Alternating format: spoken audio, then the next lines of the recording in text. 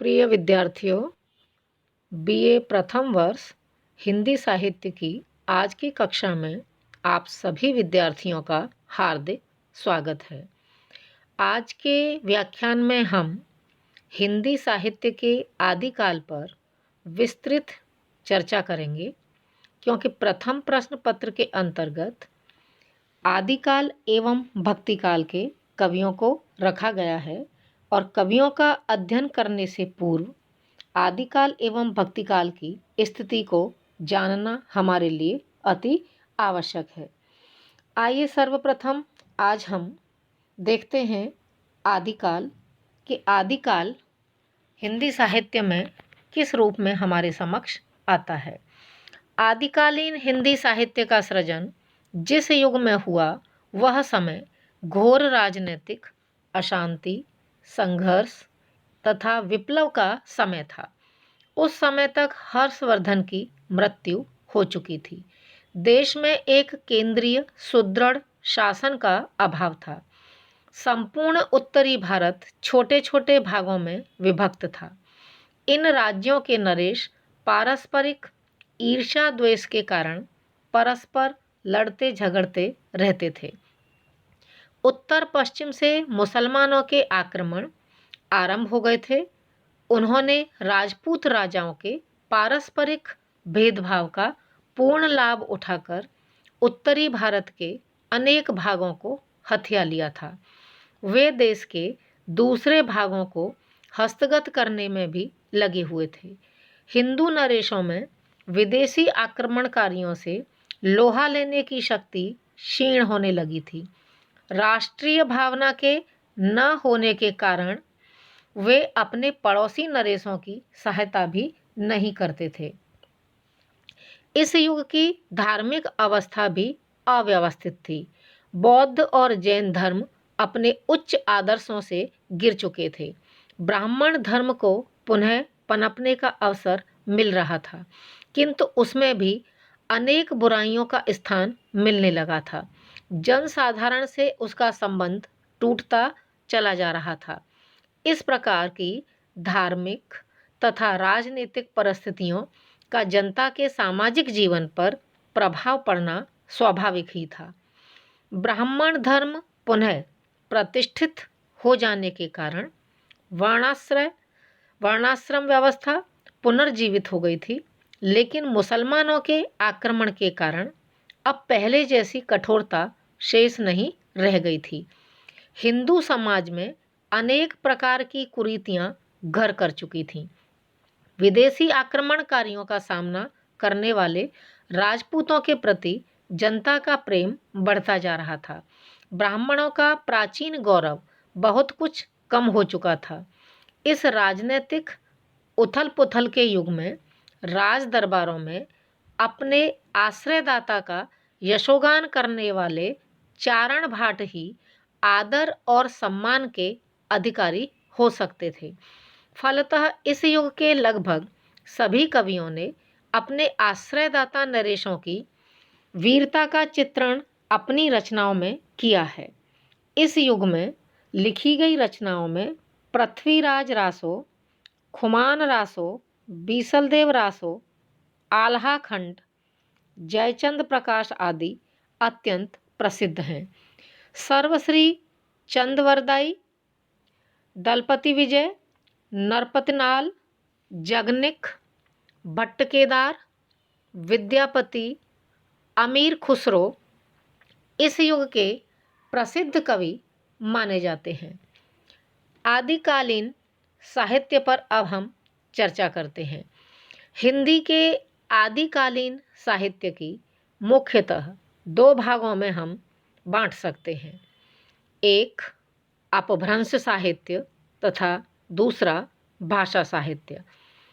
अनेक विद्वान अपभ्रंश साहित्य को हिंदी के अंतर्गत रखने के पक्षधर नहीं हैं, लेकिन ऐसे विद्वान की भी जो है कमी नहीं है जो अपभ्रंश साहित्य को हिंदी साहित्य का अभिन्न अंग मानते हैं।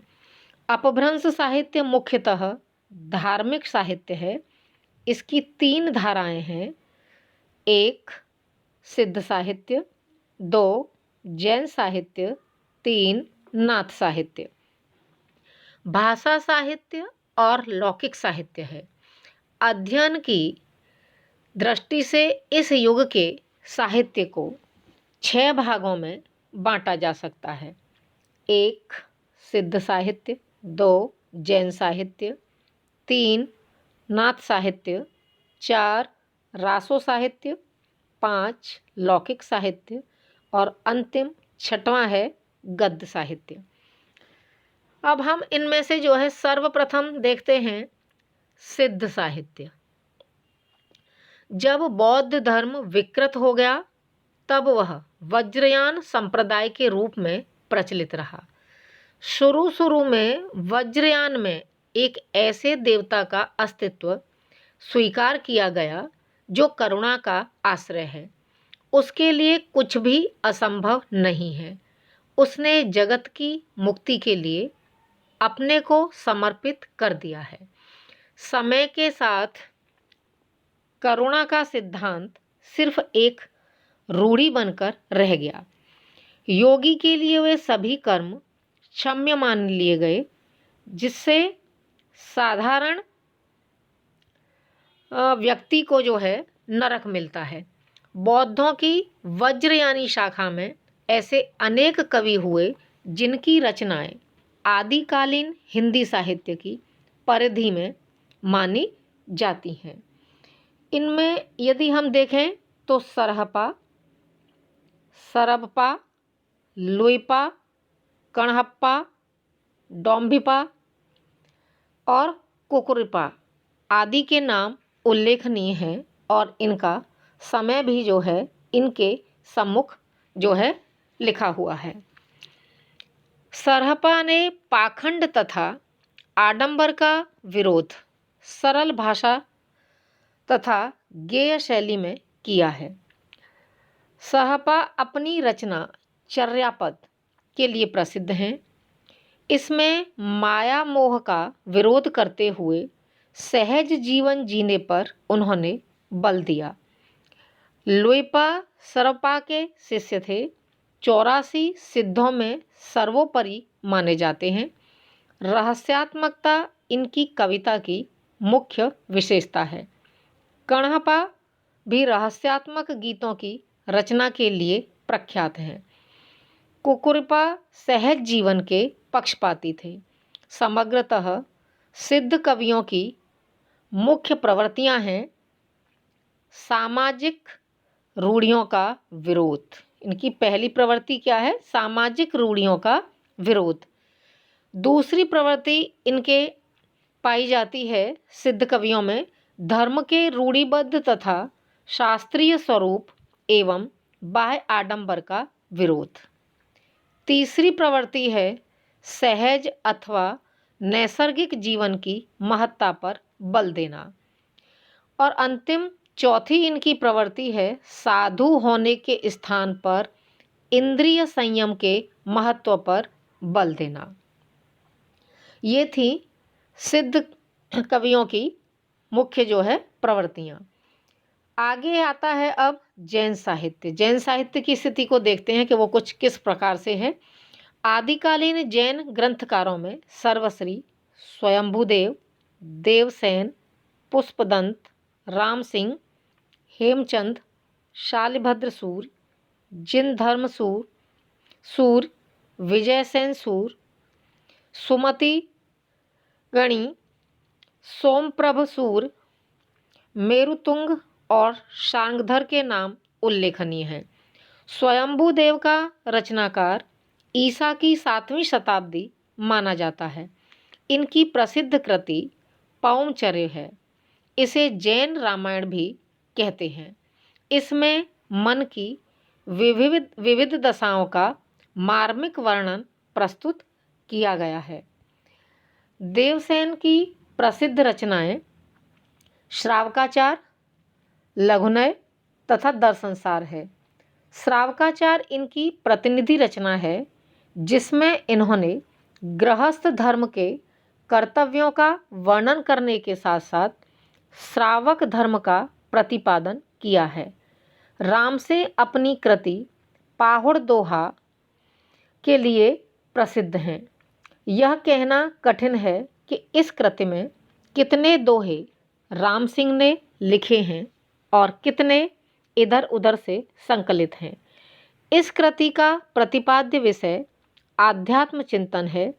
कवि ने यह संदेश दिया है कि हमें अपने मन को राग द्वेष आदि से मुक्त करना चाहिए।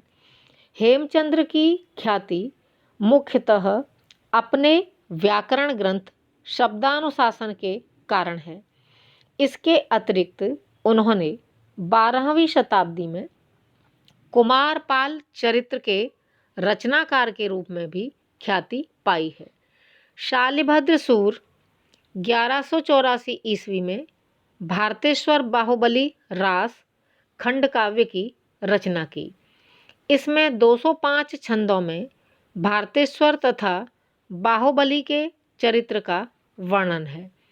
इस काव्य का लक्ष्य है हिंसा के प्रति विरक्ति उत्पन्न करना। रसात्मकता से परिपूर्ण इस काव्य में नाटकीयता तथा उक्ति वैचित्र्य का मार्मिक समन्वय है। सोमप्रभ सूर्य ने लगभग 12वीं शताब्दी के अंत में कुमारपाल प्रतिबोध की रचना की। इसमें मुख्यतः हेमचंद्र की कृति कुमारपाल चरित्र के उपदेशों का ही निरूपण है। सन 1200 के आसपास रचित आशुग खंड काव्य चंदन बाला रास करुण रस की गंभीर व्यंजना जो है इसमें प्रस्तुत की गई है और गंभीर व्यंजना के लिए ये प्रसिद्ध भी है। जिन धर्म सूर्यकृत स्थूल भद्र रास जिसका रचना काल है सन 1209 में स्थूल भद्र के संयम से संबंध प्रकरण मार्मिक बन पड़े हैं। विजयसेन सूर्य की रचना रेवंतगिरी रास में प्रकृति के मनोरम चित्रों के साथ साथ वास्तुकला के सौंदर्य के जो चित्र हैं वो भी बहुत ही प्रभावी बन पड़े हैं। सुमित गौड़ ने नेमिनाथ रास जिसकी रचना काल है 1213 ईस्वी में नेमिनाथ का चरित्र सरस शैली में प्रस्तुत किया है। मेरुतुंग तथा शांगधर का रचना काल 14वीं शताब्दी का प्रारंभ माना जाता है। मेरुतुंग ने प्रबंध चिंतामणि में प्राचीन राजाओं के आख्यान प्रस्तुत किए हैं। शांगधर हमीर रासों के लेखक माने जाते हैं, किंतु यह ग्रंथ अभी तक जो है अनुपलब्ध ही है। प्रवृत्त्यात्मक दृष्टि से जैन साहित्य चरित काव्य या आख्यान काव्य है। इसमें तीर्थकारों की जीवनियाँ प्रस्तुत करते हुए धार्मिक सिद्धांतों को सरस शैली में प्रस्तुत किया गया है। धार्मिक वृत्ति के कारण समूचे साहित्य में शांत रस की प्रमुखता है। दोहा इनका प्रिय छंद है। इसके अतिरिक्त रास, कवित्त, सिज्जाव आदि छंदों का भी प्रयोग किया गया है। आगे चलकर इस आख्यान शैली का प्रभाव सूफी काव्य पर पड़ा। भक्ति काल की संत काव्य धारा पर दोहा शैली का भी पर्याप्त प्रभाव पड़ा है। यद्यपि जैन साहित्य मुख्यतः काव्यात्मक ही है, किंतु कहीं कहीं गद्यात्मक अंश भी मिलते हैं। इस गद्यात्मक अंश को टिप्पणी या टिब्बा कहा जाता है।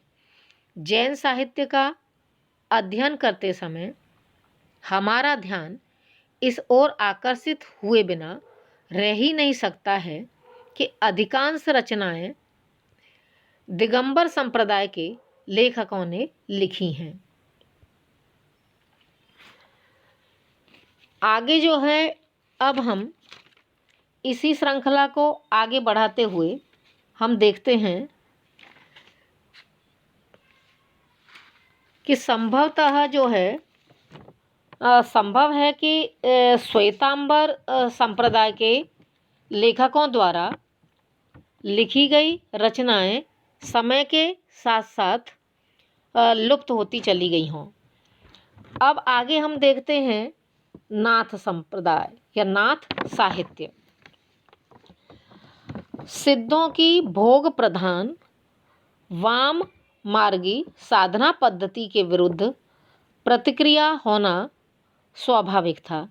यह प्रतिक्रिया आदिकाल में ही नाथपंथियों की हठ योग के साधना के रूप में ही जो है व्यक्त हुई। नाथों की संख्या मुख्यतः 9 मानी जाती है, किंतु नाथपंथियों के 84 सिद्ध भी कहे जाते हैं। नाथपंथियों के इन 84 सिद्धों में से अनेक सिद्ध जो है वज्रयान परंपरा के हैं, लेकिन सिद्धों तथा नाथों में एक निश्चित अंतर है। सिद्ध जो है वो नारी भोग के रूप में जो है या नारी भोग में विश्वास करते थे, जबकि नाथपंथी इसके विरुद्ध थे। नाथ साहित्य के यदि हम नाथ साहित्य की स्थिति को देखें कि नाथ साहित्य के जो प्रारंभकर्ता गोरखनाथ माने जाते हैं। भक्ति काल की संत मार्गी काव्यधारा पर इनका पर्याप्त जो है प्रभाव पड़ा है।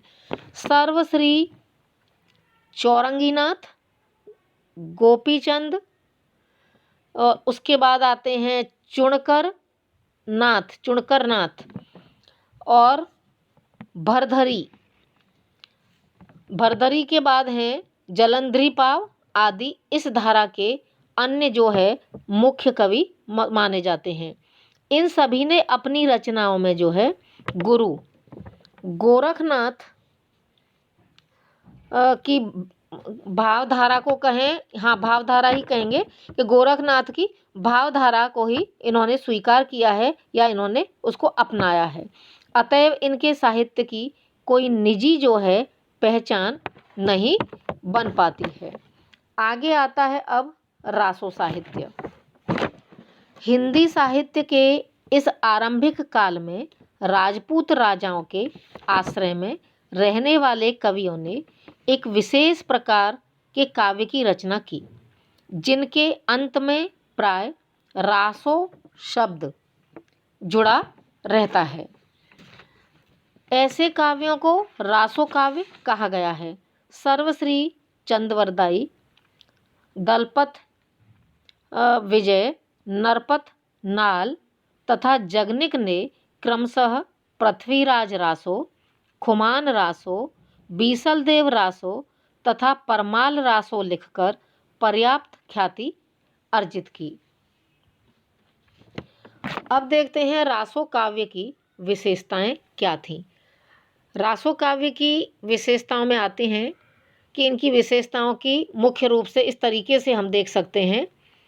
पहली इनकी विशेषता थी वीर और श्रृंगार रस की प्रमुखता।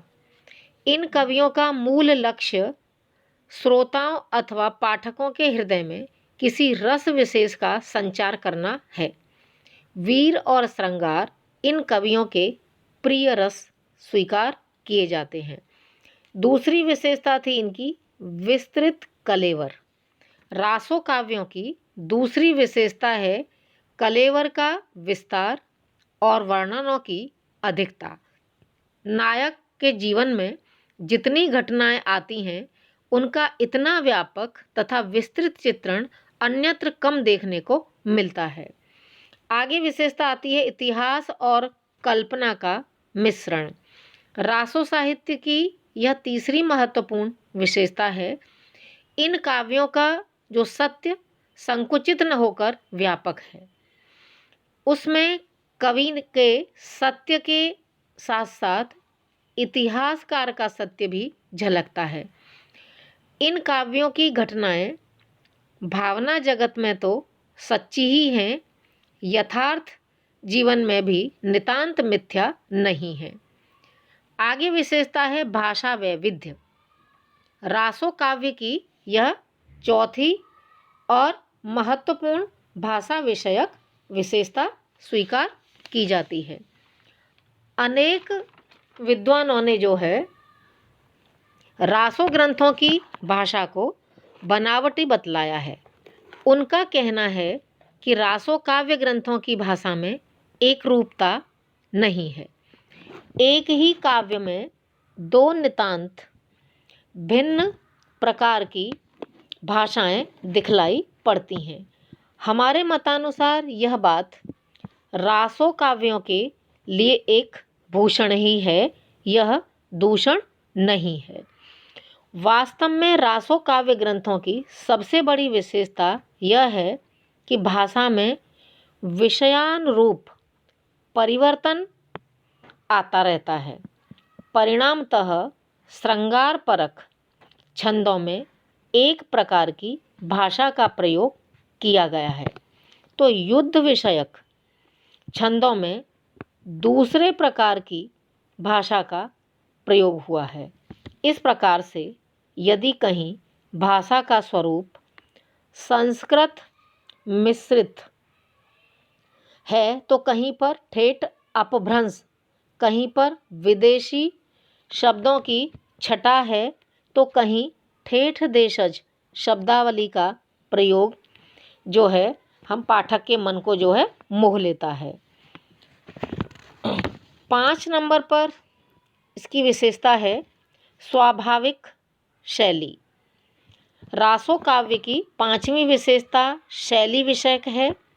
कवियों ने अपनी रचना में विविध प्रकार के छंदों और अलंकारों का प्रयोग तो अवश्य किया है, किंतु कहीं पर अस्वाभाविकता पर कृत्रिमता नहीं आने दी है।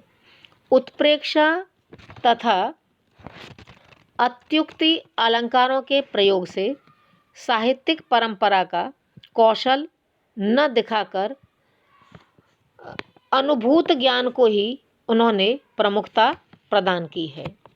आगे विशेषता आती है प्रबंधात्मकता। रासो काव्यों की यह एक छठी विशेषता है, काव्य रूप तथा कथा विन्यास संबंधी है।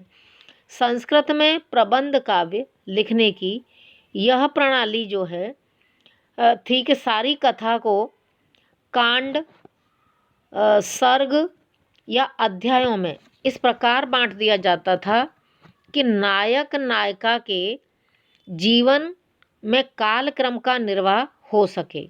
रामायण में बालकांड, अयोध्याकांड आदि का विभाजन इसी प्रकार किया गया है, किंतु रासो काव्यों में ऐसा नहीं होता। इनकी कथा प्रत्येक घटना स्थल पर एक नए खंड, पर्व या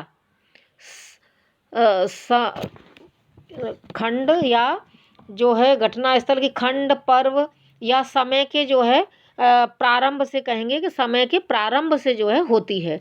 भले ही यह खंड या समय कुछ ही छंदों में पूरा क्यों न हो जाए और दूसरे खंड की कथा अनेक पृष्ठों और सैकड़ों छंदों तक चलती रहती है या चलती रहे। फिर आता है आगे जो है लौकिक साहित्य।